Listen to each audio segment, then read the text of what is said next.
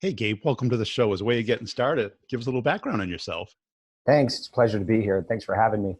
So my name is Gabe Biondo. I'm the author of Bridge of Fire. It's a sales book that I wrote and published a few months ago. I've been in sales for 20 plus years, a couple of decades for sure. And I've kind of done everything, door-to-door sales. I sold some technology along the way. And my latest position is in the technology field right now as a sales leader. Cool. And how'd you get into sales?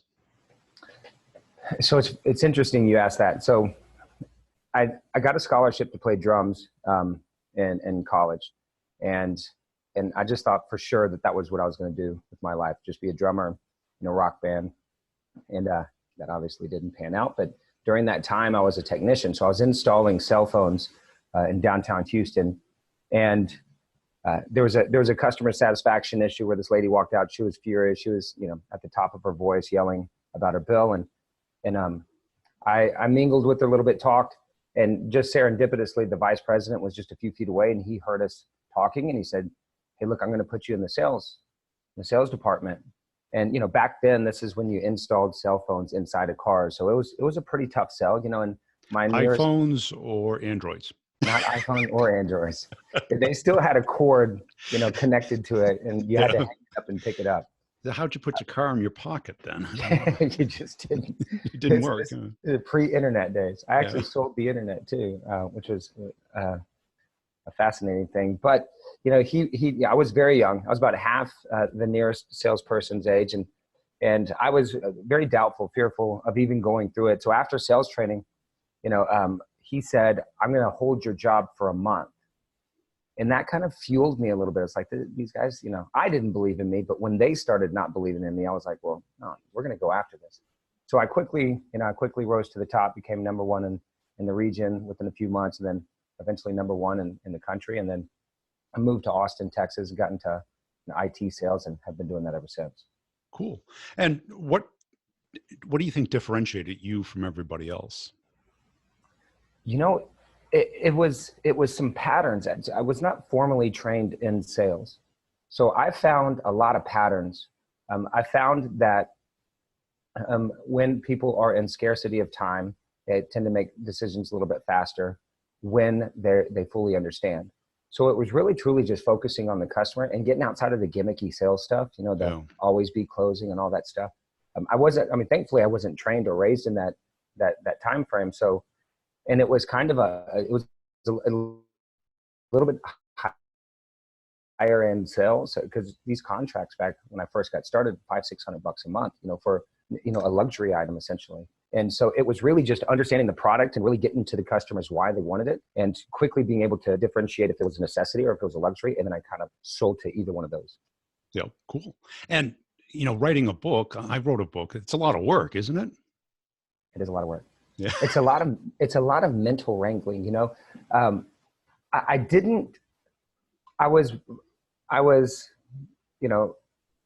a little afraid of the detailed work of the who's going to design the cover, how do I get it published. But really that was kind of the easy part. It was a little tedious. The tough part was focusing the time, sitting down and just doing it. And it was almost like a marital dispute in my brain, right? It was like, fight. Who's going to read this? Why are you qualified? And then I'd kind of make up with myself a little bit. And then I would kind of enter into as soon as I focused on who am I trying to help, then everything just kind of came out. It became a little bit easier. And what's the book about? Tell us about it. So the book's called Bridge of Fire. It is getting the average salesperson to be a top seller. And it's a assumption that you're in sales, you're just not where you want to be. Yeah. And so that is the primary target. Although I have received a lot of feedback from people I would consider to be, top sellers. It's a good reminder of some of the basics. It's a good reminder of some of the essential things that you need to do. A lot of it is on mindset and emotional control. And when you say mindset, what does that mean to you? So mindset is, chapter 1 starts with, and I'll just give a little bit of a snippet, but chapter 1 starts with Roger Bannister. Yeah. One of my favorite guys, right? And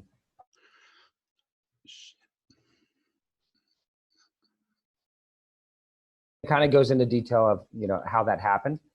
But it's not my favorite part of the story. My favorite part of the story is after he broke that 4-minute mile, 45 days later, a bunch of people broke that 4-minute mile. Right. So they kept time, you know, for 2,000 years, nobody ever did it. As soon as he did it, you know, a lot of other people did it. So the mindset for me is finding your mentor, finding the book, finding the coach, finding the podcast, finding the people out there that you want to have this click. You want to say, if this guy can do it, I certainly can do it. And then that'll kind of fuel you a little bit.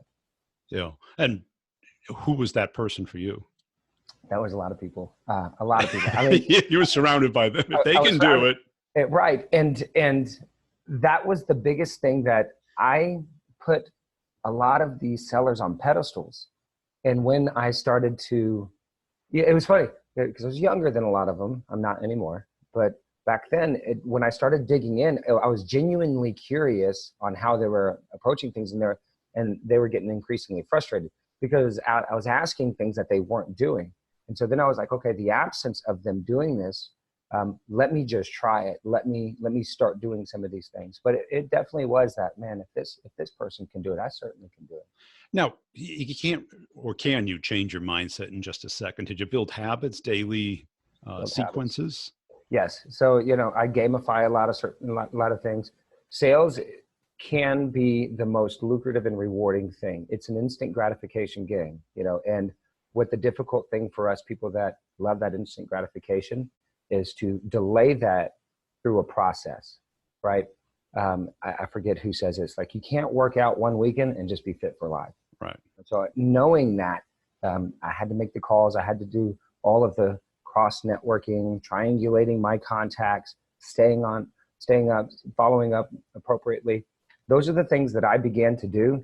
And then once I saw the progress, I was in pursuit of progress. And to answer your question kind of succinctly, like, what I built was, as soon as I find progress, I'm going to pursue that progress. And it wasn't chasing, wasn't shotgun approach. It was, okay, they called me back. They responded to my email. They're showing signs that they're more interested in really chasing that stuff down. So it was really focusing on stuff that's most likely to close. Right. Right. People who are interested or receptive. Right. Like I put in the book, hope plus hope just equals more hope. Like you got to get away from that. It's just activity. Right. What do you think some of the key differentiators are between, like, what I call A players and B players? Right. I think a lot of it has to do just in a strong belief that you can do it. Yep. I think after that, I think that is a primary component. After that is understanding that the work has to be done. Yeah. And it gets to be done, right? We're chasing after some monsters, you know, with lots of commas in the amount of revenue that we can close. And it's the same process as knocking on a door saying, hey, I have this product or service. Are you qualified? Are you a qualified buyer? And I even did door-to-door sales a long time ago. And it was, once again, just doing the work. You had to knock on the door. You had to engage in the conversation. You had to be not necessarily an expert on your product, but you had to be well-versed. Yeah. You had to be able to talk to them. I had to be able to talk to them. Right. That's another thing. So another, A player component too is understanding the ebbs and flows. You know, a good buddy of mine told me recently, it's not about the speed, it's about the direction, right? As long as you're headed in the right direction, then you could start to adjust your acceleration, but you have to make sure that you're headed in the right direction. You can't, be running east chasing a sunset, right? Yeah. So, today you're more in a B2B sale. Is that true? Or, that's right. Yeah, right. Large deals? Large deals. Okay. So that's the exact opposite of door-to-door. It's opposite of door-to-door. Yeah. Same components though, Well, a lot more components. Lots more components for sure. Because door-to-door, you just got to pick the right neighborhood at the right time. Right. Yep. And you got to knock. Right. The bigger the deal, you focus more on whose door to knock on, right, what they care about, yep, and not giving up and building the deal with some momentum. Right. Right. Right. And where we are in today's age is that almost everybody can be an educated buyer. We're a weekend away from learning Mandarin if we want to for free. Just pop on the YouTube. So any product or service that you are going to approach a customer with, they probably have some knowledge around it. So making sure that you're matching them where they are. Yeah. And how do you coach your reps today? What do you see as the definer between A and B player? I mean, because I've never seen the hardest worker be the best salesperson. Agreed. That's a tough question. Because the grinding appears great to managers. Managers love that, but right. In the door-to-door, it's probably super effective. But if you're selling private jets, right, you can call 1 million people, but if you're not talking to the person who has a budget, a need, and an interest in and cares about it. Right. It is funny you say private jets. I have a second book coming out called Stellar Seller that does focus on that type A. It's in the works. I hope to have it published by the end of the year. If not, it'll be in Q1. But I do interview a guy who sells jets. Yeah. And, one of his quickest sale was a $50 million G5. I think that's what it was. I don't have my notes in front of me, but it was an opposite type of sale, right? So his customer approached him and said, can you find me this within this budget? So he had to go and find it. And he ended up buying from, I think, Verizon was a used plan. Anyway, so when that A player, when you ask that question, sets aside the emotion and just gets the work done. Yeah. And in my first book, Bridge of Fire, chapter 4 talks about fear. And really, truly, there's a few paragraphs in there that's like, I can fix, when you say how I coach my reps, I can fix bad decisions. I can't fix indecision. The lack of picking up the phone, the lack of digging into the data, the lack of directional. I can't fix lack of. Right. And I could tell you to do more, but I can fix, hey, you're chasing the wrong person. Hey, these are the types of clients you should be going after. Let's review the data in this way. Let's create a little bit more symbiotic process. Yeah, because I see, as the deals get bigger and more complex, it's much more about the performance of how you do it, not just that you do it. Right. And I think today we're so focused on the amount of calls. Right. And you kind of hit this curve where it has diminishing return or negative return. Right. You're right. The how-to and the quantity of different results. Yeah. Make 55 calls today. If you don't really know how to, if you did know how to, I mean, you want a 10% return. Okay. What if you made 7 calls and got the 6 of them? Yeah. Right. So I do 100% agree. So it is coaching the reps to a performance metric and then teaching them. I'm huge on practicing. Yeah. People call it role playing. I call it practicing because people don't like the word role playing. But when we practice, it's not, hey, Mr. Customer. Right. It's more like, okay, let's talk about what actually could happen during this conversation. Let's throw curveballs at each other's head and let's see if we can, hit it out of the park. And that practice gives confidence, but it is practicing. On a not so recent situation, rep calls me up and said, it was a horrible meeting. Large customer, horrible meeting. I said, awesome, man. How much time did you put in prior to going into the meeting? It's like, nothing. No. That's why it was bad. No. We all play baseball, right? The baseball game or football game or whatever lasts just a few quarters or a few innings, but you practice all week for it. Yeah. And you run the base over and over and over and over again, and you shag the fly balls. In that practice, I think that in our youth, whether we're in dance or gymnastic or volleyball or football or baseball or practice, we have all these coaches. When we get into our professional lives, specifically sales, we stop practicing. We stop getting coached. We think of That's it. We look at it as like riding a bicycle versus playing a sport. Right. Because when you're 7, you learn how to ride a bike. And if you don't ride a bike until you're 27, you can still ride a bike. Right? There's no talent other than speed and distance. Right. But since we're performers, we have to practice, and there isn't an easy way to do that unless your manager kind of either makes you or engages you to do it. Right. So you got to make it fun. And the reward of having that, when we talk about that instant gratification, because sales is somewhat a binary, response system. It's you got it or you didn't. Right. Yeah. There's no almost hitting your quota. You either did or you didn't. Right. Accounting doesn't look at almost. Doesn't look at your pipeline. No. Well, your commission statement doesn't include your pipeline, your KPIs. Right. And so another thing too, going back to that A player, excuse me, is the self-talk, right? the telling yourself stories and believing it without having empirical evidence. Well, they don't have any money. What do you mean they don't have any money? I just saw a commercial that has to cost money. That drove by, the lights are on, that costs money. And so when it becomes this, or well, I talk to them and you know, they don't have the budget for it. Well, when's the last time you talked to them? 3 weeks ago. Like, was anything changed? And so it's the self-talk in which the stories we tell ourselves, right? And whether or not we believe it. And then that third component, the critical component, is that actually true? And a phone call, an email, something can get us the truth. And that's what I truly challenge, you know, the sellers that I engage with, is that seek the truth with evidence, right? Don't believe your own stuff, because that might not be true. Right, because your subconscious mind is trying to keep you comfortable. Right. Yes. All it cares about is your next meal, your next nap. Right.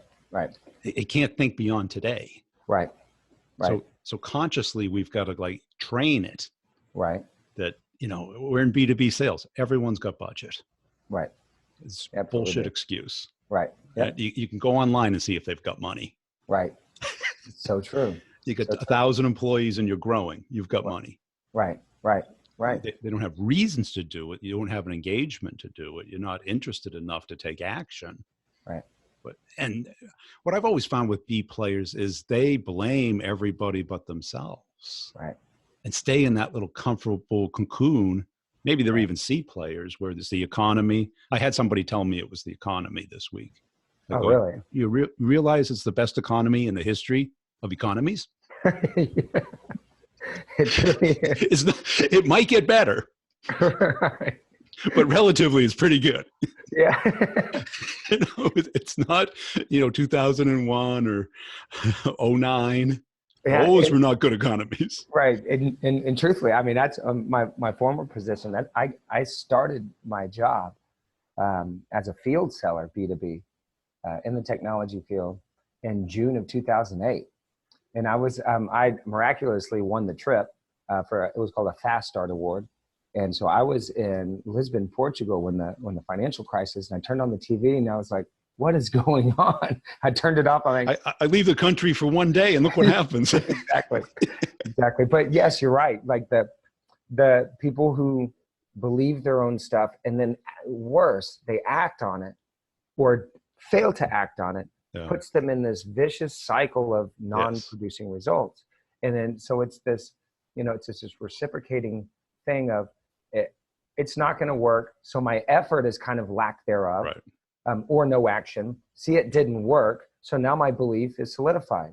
And when you transition an account, and it's happened to me and for me, and this is what on my journey to be what I consider myself a stellar seller is, I've seen it happen, and it was a gut punch because there was nothing to blame. This account doesn't do this. They didn't do this. They didn't do this. It moved away from me, and Sally salesperson gets it, and everything pops. Yeah.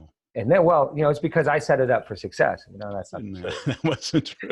There were some different belief systems. First of all, there was different activities, and there was the right activity with the right people that got the right results. Yeah. And how much do you think it is about understanding how companies buy? Because I think too many sellers look at it as a black box. Right. Right. They stick with one person. Yeah. Yeah. The my guy syndrome. Yeah. Or my girl syndrome. I actually interviewed customers for my first book in Bridge of Fire, and it's from the mouths of customers. And the common theme is they all know we are a for-profit business. Every single one of them do. You're not volunteering. Right. And I believe that the worst thing a salesperson can do is disguise themselves. You're a salesperson. You are a salesperson, and they are well aware of that. Yeah. And so when you engage in sales type behavior, you're not being a chameleon. You're not an accountant asking a bunch of sales questions, and you're not a salesperson asking a bunch of accountant questions. You're a salesperson asking a bunch of sales questions. You know, what is the purchase process? Who else is involved? Where is the delegation of authority in terms of revenue? Is it $250,000? Is it $1 million? How much do you have in your budget? I mean, asking these questions are no longer taboo. It's like, is this budgeted? What is the compelling reason? You follow this model of sales control, and you get answers, and you can act on that. And then there's this equity of trust built on both sides. They say what they're going to do. You say what you're going to do. And that's where the relationship is formed. Yeah. It doesn't have to always be closing. Oh, drop your pen, have them pick it up, have them sign the PO. None of that stuff anymore. It's such a good process right now because we are in a healthy economy. If you are, representing your product the best way that you can, and you have identified a certain set of customers that have that need, you can make a good living. Yeah. What were some of kind of the epiphanies that you had during your career? Yeah. So I talked about one of them when accounts got transitioned away. One of the epiphanies that I had was when I was at a large computer maker in Austin. I moved into what's called a large opportunity rep. So it's LOR is what it's called. And it was one of my favorite positions because it was a group of us and we were, like chest beaters and worked on Saturdays, and we just, really thought. But the biggest epiphany was when I moved into that division, when you started adding zeros to the size of the deal, the process didn't change very much. Because I thought, oh my gosh, this is a $10 million deal. Oh my gosh, this is a $6 million deal. I'm used to $40,000 and $50,000 deals. But the process was still relatively the same. It was the intimidation and it was the anxiousness that I put into it that destabilized the process, where I had a couple of great customers kind of shake me a little bit and say, hey, calm down. Here's how we need to do this. And so it was, that was one of the biggest epiphanies, is that when you talk about a $50 million jet or a $50,000 pool, whatever it is you're selling, right? It is that there is a process, and don't allow the money to intimidate you. If you're in the right, you're not going to sell a $50 million jet to a person who's holding a Southwest airline ticket, right? No. But that might be a little bit of anxiety on both sides. But if you're finding the right customers, following the right process, you should relax a little bit. Yeah. And so you've done a bunch of different types of sales. That's right. How did you handle the transition from them? Because you go from like a big brand, right, where they know who you are by the name, right, to companies where the name has no meaning to them. It's a very different sale. It's as if you've read my resume. Yes, it's a very different I'm reading sale. it right now. Yeah. Yeah, it is. It's hard emotionally to not be recognized, because I did come from a very well-recognized brand, which causes a little bit of arrogance, ego, right? Yeah. And so I had to kind of step aside myself and just understand that this is going to be tough. And I kind of just recognized it. All right, this is going to be tough. That biological feeling that I'm feeling right now, of the anxiousness and fear and stress, that's part of the process. I remember having to go through this when I was learning all these big brand name products. So it's like, okay, this is just part of the process. And as that was mitigated a little bit, non-egotistically, not I'm better than this, it was just like, okay, this is the process. And it was literally reminding myself, okay, left foot, right foot, okay, left foot. Now we're going forward. All right, now we can start picking up the pace. Yeah. And it was building of confidence, but it was staying true and humble.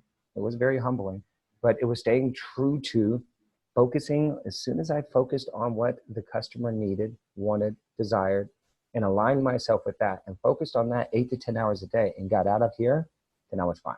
It took a little while, but it was fine.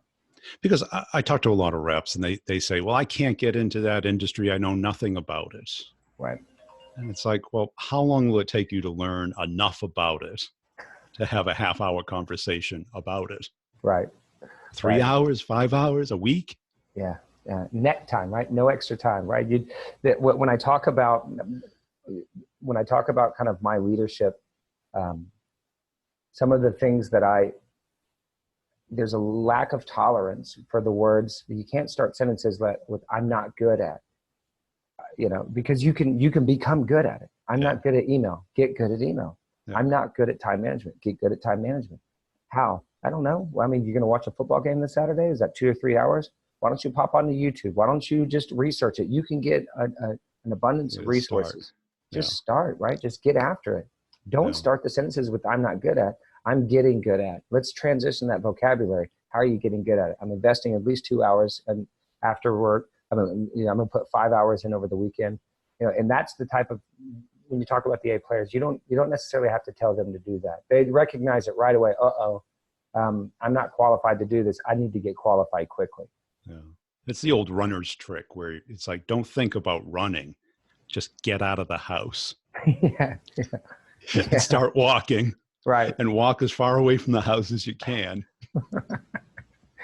That is a great trick. Right. And then all of a sudden, let's jog a little, turn a podcast on, and now you're running. Right. And shut up. Keep right. going. I was, before I started getting back into shape, I heard, I don't know who it was, but I had something going on in the background. And I was like, my excuse was, well, I need better shoes. Well, that's what, yeah. And I think I had suit pants on and like an undershirt on, and that person of whatever podcast was like, you don't need to wait for the right trainer, right shoe, just get after it, start doing something right now. And I was in my suit pants and I'm like, all right. And when I walked out to the garage and I just started working out right away. So it is that just get into action mentality. Yeah. And kind of think about it second. And in the sales world, that does work when you talk about building habits. Like, we don't think about, oh, well, I need a better phone in order to make calls. I need the perfect subject line. Right. Right. And that's that, like, once again, it's like you can sit around and talk about it, but it's the people who are doing it, right? Yeah. You got to start. And once you get that momentum, because it is so much momentum, sitting around, Google searching and watching YouTube videos. Okay, give it a little bit of that. Right. But put a little alarm and say, okay, that's the time zone. Okay. Now, when you talk to reps and interview reps, what do you look for? Coachability, tenacity, people who are self-managed. Those are the things that, because then we have more collaborative instead of more instructional. Yeah. I don't want to have to manage people. Where are you today? What did you do? What time did your day get started? I don't want to have to do that. In our industry and in sales, and this is nothing new to today's economy. This is, the Napoleon Hills of the world. I mean, sales is the most lucrative. If I have to motivate you to potentially put a couple of commas in your W-2, you're in the wrong seat, And even if it's not that big, I look for one of two things. Are you in sales because you need the money, or are you in sales because you want the money? It's harder to help people who need it, but I can help them. Just depends on how bad do they want it. And I'm looking for the want, right? The easy way doesn't exist. They don't hand out these sizes of W-2s if it's easy. And I know it sounds cliche, but it's mentally strenuous, first of all. And then you have to understand products, second of all. So there's studying and there's self-discipline in that. And then you have to manage yourself and your own procrastination and the human tendency to be lazy, right? And so I look for people who are well-adjusted, but well aware that this is going to be on them. We're going to have this understanding that I've done it, I've got here, I can help you and show you. And every once in a while we can vent and talk each other off the ledge. But like after that 7-minute period's up, we're back at it. Yeah. I don't think people talk about that enough. I think people are getting soft on this, but if I don't sense that self-motivated, money motivated, because that's how you get rewarded in sales. Right. If you're motivated by your vacation time, we're going to have an issue. Right. I saw a sales rep posted I made fun of people asking how much I never asked how much vacation time. No. I mean, if you did, you were probably working on vacation anyway. You're like, and I'm like, if somebody during the interview process cared about vacation time, I'd be like, thanks for coming in. Yeah. I go, you can take your vacation. Right. But right now, this is not on the list of things to talk about. Yeah, right. That's so true. Yeah, some other things I look at too is whether or not they have ongoing investment into themselves. Having written a book, and what I went through a lot of self-doubt, a lot of just mental beating myself up. And, some of the times I would get up, I would drive to a bookstore and I just rub my fingers on all the books, not in a creepy way, but just going, each one of these authors probably went through the same stuff. Oh yeah. And each one probably had some self-doubt, But if I could pick one up right now, and I would do this in the self-help section or the business section, I'd flip to the middle of it and I'd read 2 or 3 paragraphs, and I would get this nuggets of information, and it inspire me that as soon as I start, just like in the sales world, as soon as I start to focus on who may be able to benefit from me being alive in this body, walking this planet, then that motivated me. Yeah. You know, so I read a lot, because other people have experienced whatever it is, right? And so, and it's almost like cheat sheets to life and to sales. That's it. I call it a genius learns from others' mistakes. Right. Because you've made them, I've made them, and everyone else can repeat them, or they can say, I'm not going to make that. Right. You know, if they say, just get started, I should just get started, not sit around waiting to find the perfect subject line. Right. The subject line. Right. Yeah. There's something called survivorship bias. I'm sure you're familiar with it, but yeah. You look at that one building that's standing and go, oh man, they don't make them like, but you don't look at the thousands of them that have crumbled. Right. Yes. Yeah. And in survivorship, it is looking at, okay, all of the other not Michael Jordans, what did they do or not do? Right. And what was the differentiator? You look at the one building and you're like, okay, there might be a lot of things that are differentiating that from surviving, but let's look at everything else that didn't work. And you're right, that geniuses learn from other people's mistakes. It's like, I look and I read some of these horrifying things that have happened. It's like, okay, I'm not going to do that. Yeah. Right. You know, because that seems, you know, arduous. Now, if people read the book, what will they get out of it? They'll get tips and techniques that they can immediately apply. Yeah. What I hope they get out of it is the belief in themselves and the inspiration. I hope that they get the just do it mentality, the just start mentality. Just start, yeah. Right, just get after it. And the final chapters, it kind of goes over ego. What I've seen a lot is success tax. You get this monicum of success, just a tiny bit, and then Dunning-Kruger effect. That's it. Yep. And I mean, that's it. I'm not going to answer the phone on Friday. Why? I'm a top seller. Yeah, you know? Yeah, it's got to be the economy. Yeah, exactly.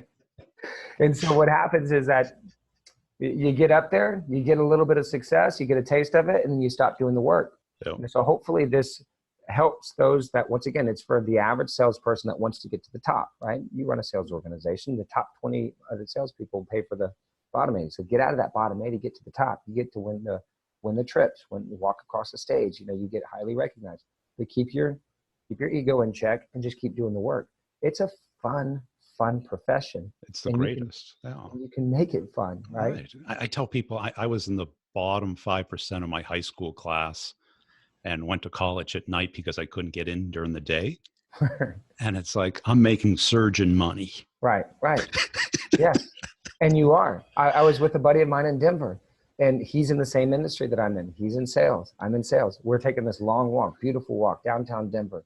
And his fiance is developing bionic arms and to get them neurologically assembled to the body to act. And he's like, and I still make more money than her. I'm like, I know, she's solving it's real magical. It's awesome. So that, you know, go back to your question earlier. It's like, I don't want to have to motivate you to get to that surgeon money. Right. You should that should be your own carrot. Cool. And what formats is the book in? It's on Amazon. So you can type in, you know, Gabe Biondo or Bridge of Fire. You can also go to www.bridgeoffire.com and it's there as well. Cool.